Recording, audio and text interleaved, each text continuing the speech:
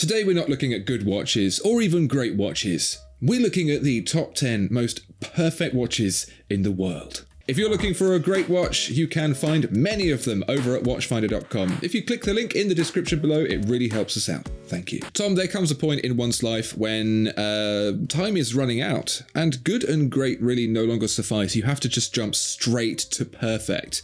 And so today I thought we would do that very exercise and find 10 watches that are indeed absolutely perfect. Do you think this is possible? Yes, I think watches are largely objective, and no one really disagrees, about which ones are the best.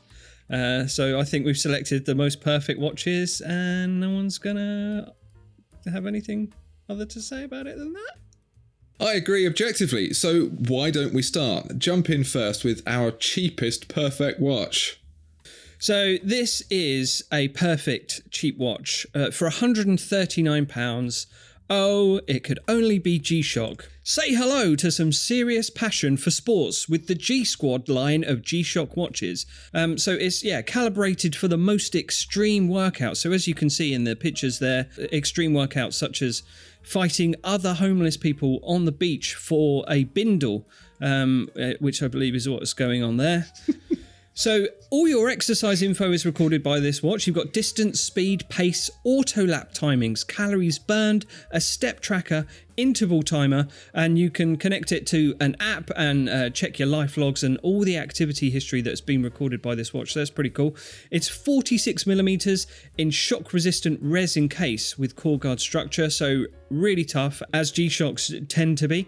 15mm thick, so it's the thinnest G-Squad yet, and that thinness is showcased with side slits in the bezel, which allow for the colour of the inner case to peek through, which is a cool little touch. The light button of the G-Shock is positioned on the front of the case, and a nice big squishy button there for handy access to apparently ensure an easy read during night workouts, which, we all partake in. 200 metres of water resistant, soft urethane band for a quality precision fit, and in 3 colours, lime green, black or navy blue. It's cool, it's clear, it's functional, it's compact, it's sturdy, it's a perfect G-Shock, and it's the perfect watch for £139. You've very much described this watch in a way that makes me think it's perfect for a Clockwork Orange style spot of ultra violence there, Tom. This watch can handle pretty much anything. Also in collaboration with G Squad, who had the 2004 hit Getting Ready With It.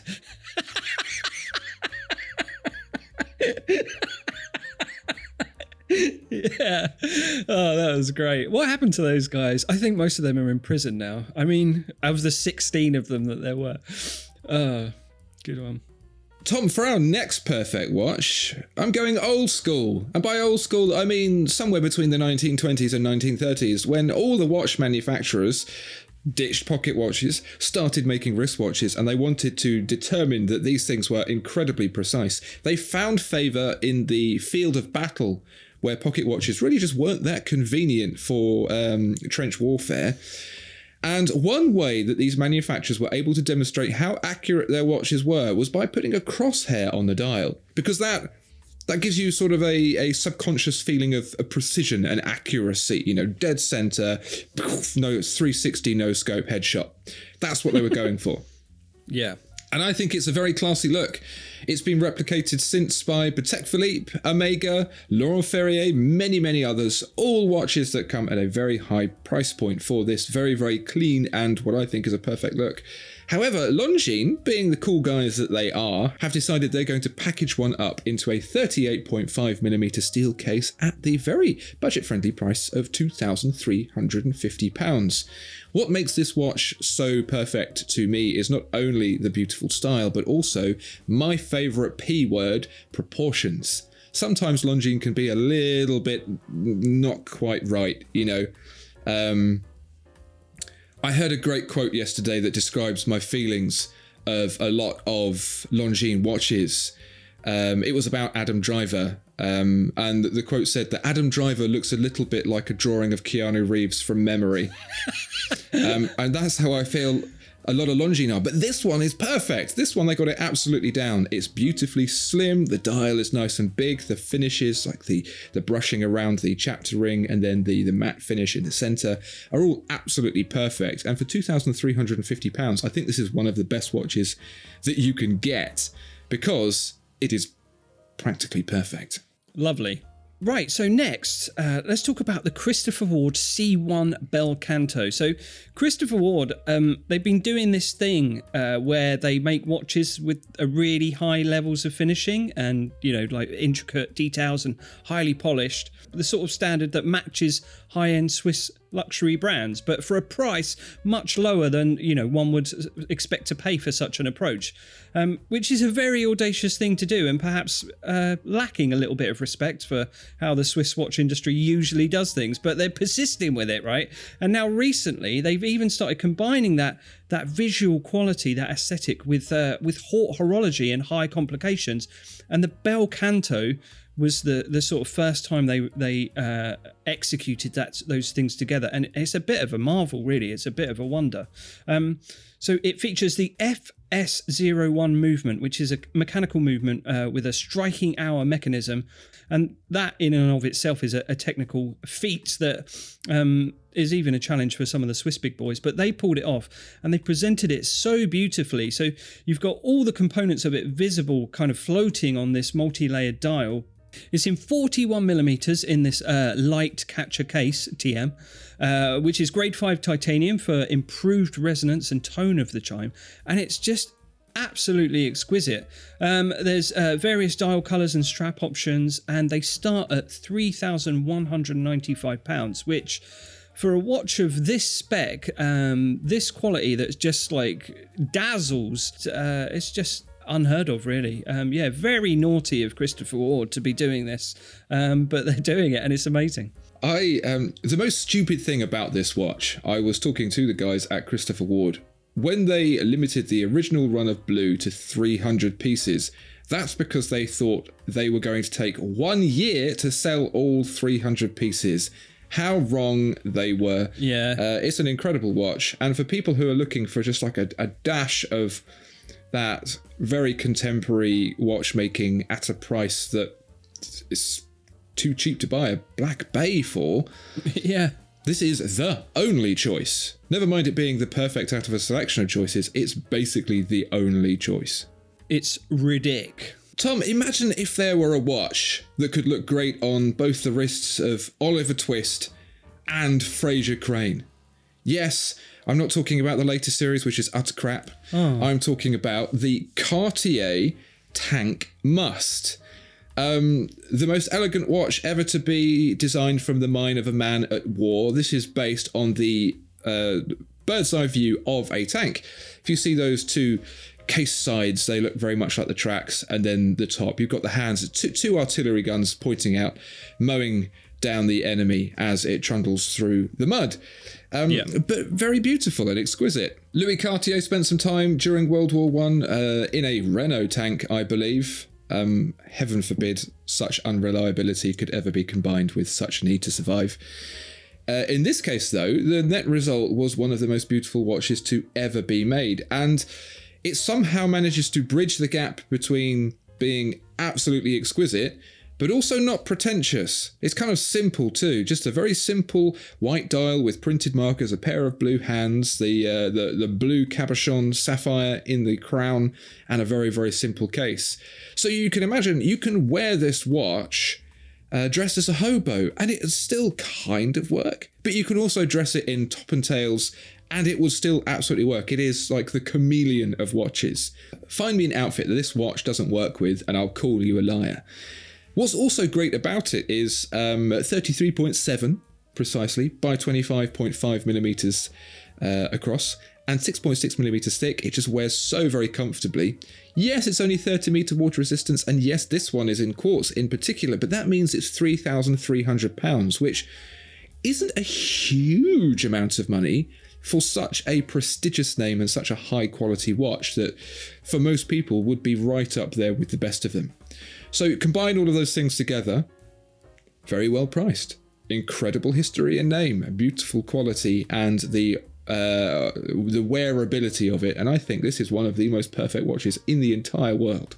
It's a very elegant watch, but yeah, it can be worn casually. Very shrewdly done by a Cartier as well. And to call it the tank must, obviously after, you know, the heavy artillery vehicle, and must as well, which elephants, as a dog would go into heat, elephant would go into must. So two very sort of not elegant kind of things there coming together, but very, very interesting. I assumed, like how perfumes are named Tank Must, it's really the strap gives you the essence of what it's like to be inside a tank. Yeah, yeah, F-22 Musk. Our next perfect watch, the Tudor Black Bay 58. So this is a tribute to the 1950s dive watches. It's just pure dive watch if you look at it. Named from the year 1958, in which the first Tudor diver's watch was waterproof to 200 meters. That was the reference 7924, or the Big Crown. That was when that was introduced. So yeah, you can see the compact vintage stylings.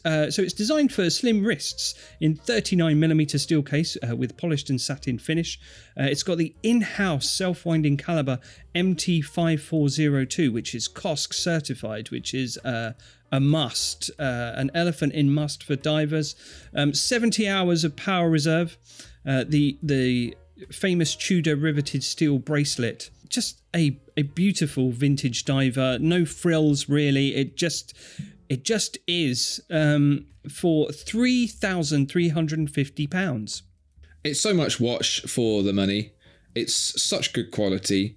The styling is just timeless. It's actually, I think, one of the most boring watches you can buy, but sometimes that's what you need. Yeah. When you want something that's going to last you the duration, you don't want to go too crazy because tastes change.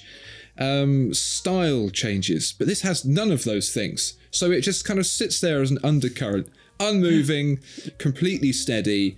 It will always be the one that you reach for when you're not quite sure what else to go for. Tom, to upgrade the essence of watch to around twice the price, £6,450, I present for you the Rolex Explorer 40. Now, this watch may be a watch of lies. This watch may have been absolutely nowhere near the top of Everest, despite all the promotional material that might suggest otherwise. But that doesn't mean it's not a good watch. It is mountain proof, even if they haven't tested it all the way at the top of Everest. What's great about this watch, it's got the 40mm size, it's nice and slim, 100 meters of water resistance, it's elegant but it's rugged, it's compact but it's not too delicate. It does all of the things you need for a watch to do, from a practical sense and also a style sense as well. If you are going to get just one Rolex in your lifetime, it probably should be this one, because you can wear it, your partner can wear it, you can not get it back again, you can fight with your partner over it, you can fall out over it and then lose it in a divorce.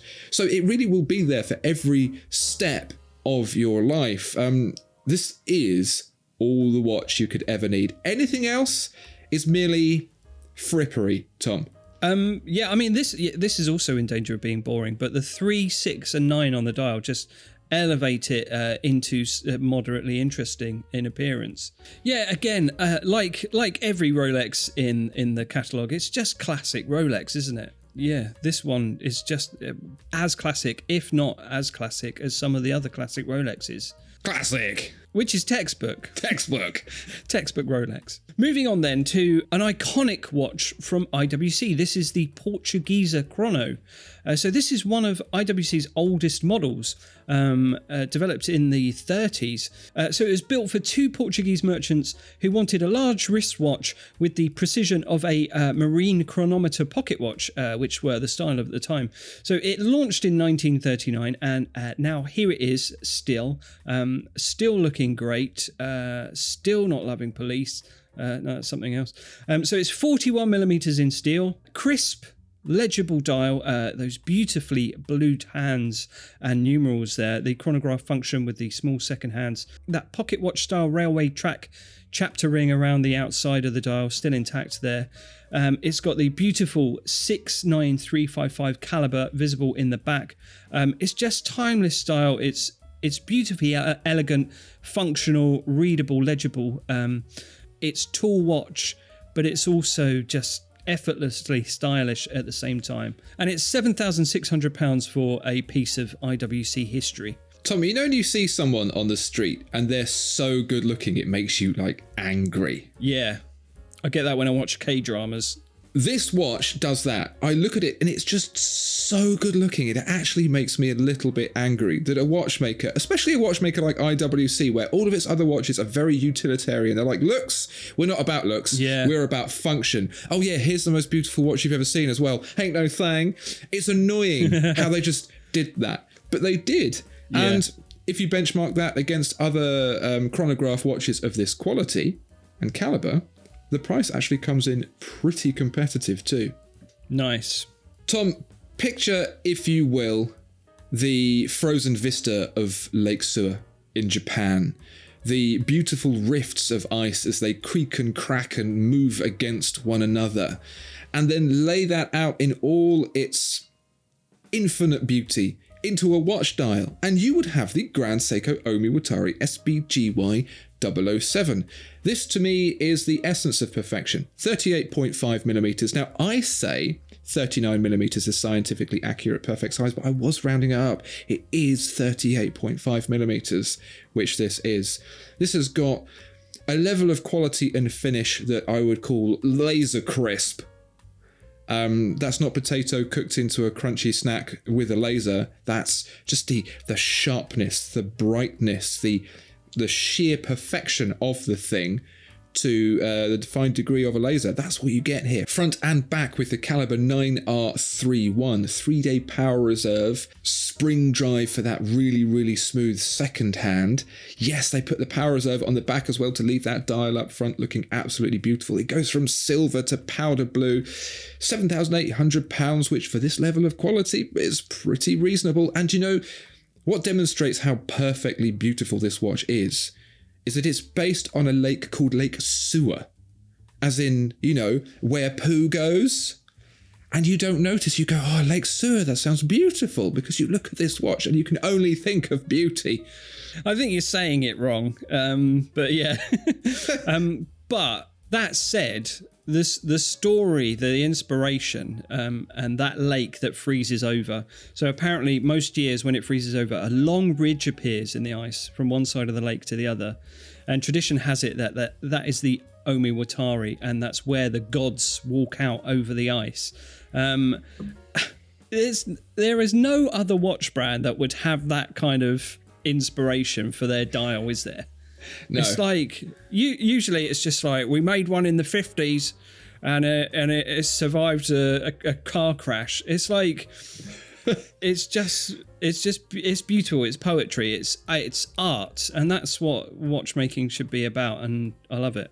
That's the very Japanese essence coming into it. You certainly wouldn't find that in Geneva. They don't have the flow of ice along Lake Geneva that they have just a fountain that squirts really high in the air. You can't really make a dial out of that. Yeah, fun. You've got to see that if you're there, though.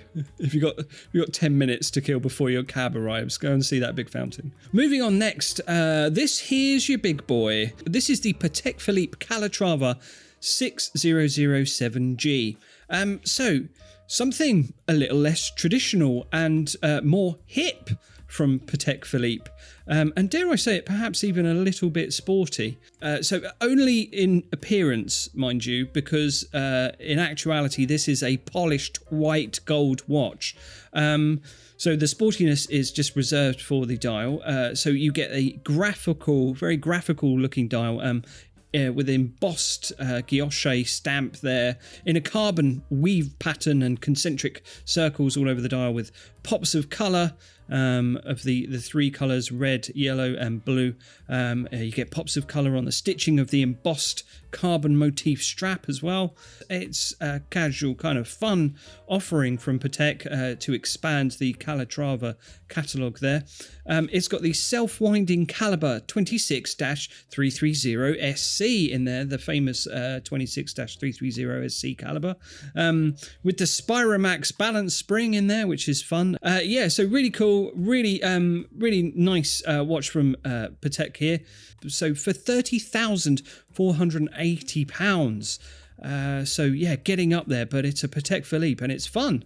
This watch is another chameleon here in this mix, and that's what makes it so perfect. It's everything from dress watch to sporty watch. It's the kind of watch that would look perfect on your wrist as you race your Bentley Bentayga out of the McDonald's drive-thru.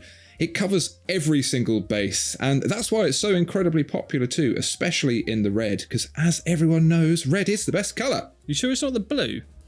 Historically, watches are blue, and those are the popular ones. Recently, they've moved into icy blue, and there's the lady with the green from the jewellery shop. But generally, red is not the preferred colour. Red is the preferred accent colour. Wrong again. That's orange. Oh, well, let's go and fight about it outside, shall we? See you there. For our last watch in our 10 perfect watches, I'm going to take you to a little house called the Madhouse. No, we're not talking about Pat Sharp, we're talking about Max Buser and his friends. This is the MB&F Legacy Machine 101. Now, if you're familiar with Max Buser, you'll know he is the mastermind behind some of the craziest watches ever made. Exquisite quality, lunatic design. We're talking watches that look like spaceships, robots, UFOs, battle axes. This isn't one of those. This combines some of the classicism of traditional watchmaking with a little bit of crazy, just enough to spice it up. And for me, it makes it the perfect blend of everything that is great about watchmaking.